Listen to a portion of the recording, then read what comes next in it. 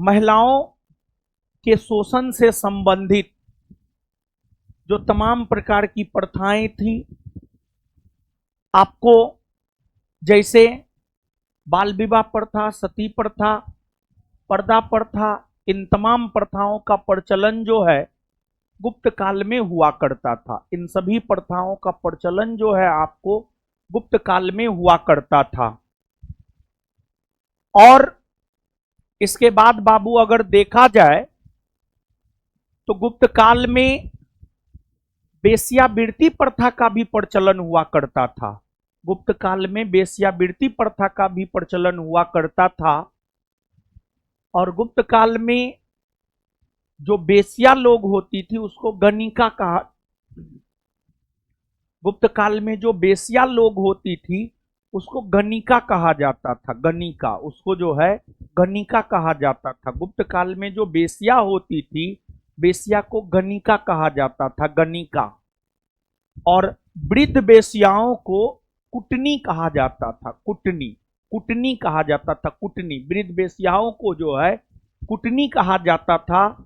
यानी अगर समाज की बात की जाए, गुप्तकालीन समाज की बात की जाए, तो गुप्तकालीन समाज में जो है, अगर गुप्तकालीन समाज की बात की जाए तो गुप्तकालीन समाज में जो है वेश्यावृत्ति के प्रथा का भी प्रचलन हुआ करता था। वेश्यावृत्ति, वेश्यावृत्ति तो आप लोग समझते होंगे, वेश्यावृत्ति आप लोग समझते होंगे। और ऐसे वेश्यावृत्ति के प्रथा को गलत माना जाता है, गलत माना जाता है। और वेश्यावृत्ति की प्रथा गलत है भी। लेकिन यह प्रथा बाबू पता है आपको, भारतीय सभ्यता के उदय से, जब से भारतीय सभ्यता का उदय हुआ है तब से इस प्रथा का प्रचलन हमारे समाज में देखने को मिला है। यानी हड़प्पा काल से वेश्यावृत्ति प्रथा का प्रचलन देखने को मिला है। आज भी वेश्यावृत्ति प्रथा का प्रचलन है भारतवर्ष में।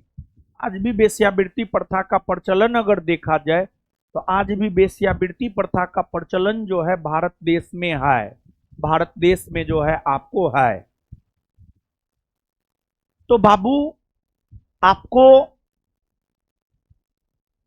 हमारे संविधान निर्माता डॉक्टर भीमराव अंबेडकर साहब ने संविधान में अनुच्छेद 23 और 24 जोड़ करके, अनुच्छेद 23 और 24, अनुच्छेद 23 में क्या है? कोई पॉलिटी पढ़ा है जी? पढ़े हैं पॉलिटी कोई? 23 में क्या है बाबू बताइए? है बलात्सरम पर प्रतिबंध। क्या है बाबू बताइए तो? बाल श्रम, हाँ ठीक है। मानव के व्यापार और बलात्सरम पर प्रतिबंध। मानव का व्यापार मतलब जैसे व्यापार होता है, वस्तु का खरीद बिक्री होता है ना बाबू, वस्तु का खरीद बिक्री जैसे होता है ना बाबू, उसी प्रकार से जो है मानव का खरीद बिक्री होता था।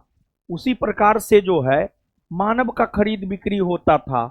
मानव का जो खरीद बिक्री होता था ना, उसी को कहा जाता था दास प्रथा। मानव के खरीद बिक्री को कहा जाता था दास प्रथा। और गुप्त काल की अगर आप बात करेंगे तो गुप्त काल में दास प्रथा का भी प्रचलन हुआ करता था। दास प्रथा का भी प्रचलन हुआ करता था। दास प्रथा, मानव के क्रय विक्रय की प्रथा को दास प्रथा कहा जाता था। और पहले मानव का जो क्रय विक्रय होता था, स्पेशली लड़कियों का जो क्रय विक्रय होता था, लड़की का जो खरीद फरोख्त होता था, वह वेश्यावृत्ति की प्रथा को आगे बढ़ाने के लिए ही लड़की का खरीद फरोख्त होता था। और आज भी आपको क्या लगता है कि आज मानव का क्रय विक्रय नहीं होता है? क्या आज लड़कियों की खरीद फरोख्त नहीं होती है? एकदम होती है बाबू। आज भी लड़कियों की खरीद फरोख्त होती है। आज भी मानव का क्रय विक्रय होता है। लेकिन आज बहुत छोटे स्तर पर होता है, बहुत निम्न स्तर पर होता, बहुत निम्न स्तर पर होता है। समझ गए? तो गुप्तकालीन समाज की अगर बात की जाए तो गुप्तकालीन गुप्तकालीन समाज की अगर बात की जाए तो गुप्तकालीन समाज में वेश्यावृत्ति की प्रथा हो, दास प्रथा हो, इन तमाम प्रथाओं का प्रचलन भी हुआ करता था।